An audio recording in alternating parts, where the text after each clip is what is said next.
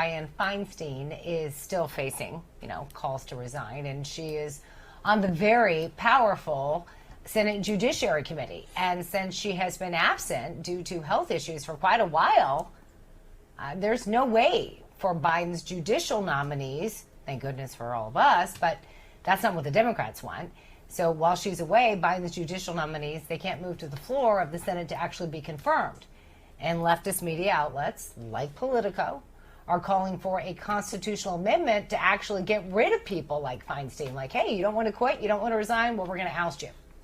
Saying, you know what, you are way, according to Don Lemon, she's way past her prime. Mm-hmm. Yeah. But this column concluded that there must be, some addition to the Constitution to do something about people that are incapacitated.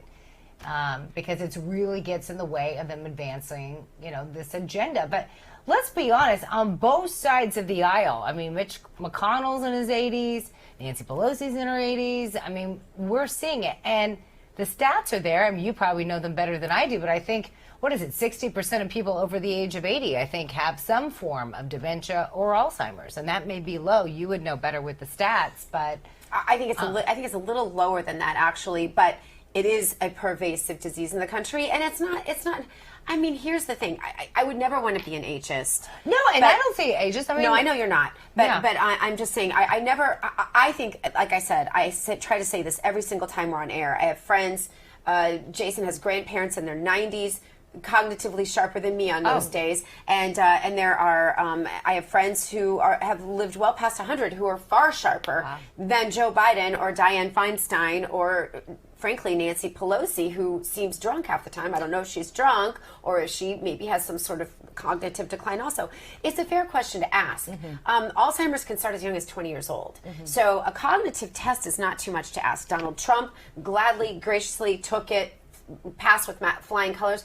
Why won't Joe Biden take it, Angie? Well, Rep. Ronnie Jackson has been asking for this for everyone, and I think that should be a test. If you have to do it for your driver's license renewal, why wouldn't you do it for Congress? The right thing for Diane Feinstein to do is actually to resign and to have a special election where voters in California votes in someone to represent them, not someone who's basically taking an extended medical leave, right? She can't do her job. And I think that should be the litmus test. If you can't do your job past a certain amount of days, you have to resign, right? Because right now, nothing's getting through in Congress because of her. And that's a problem for Californians and for the rest of the state. That's not fair. So I think she should resign. I think her staff has to deal with that. And honestly, the longer this drags out, we know why. They don't want anyone challenging her, and they don't want a Republican challenging that seat. And this is, remember, who's there. You have Gavin Newsom and you have Nancy Pelosi. So that's her district right there.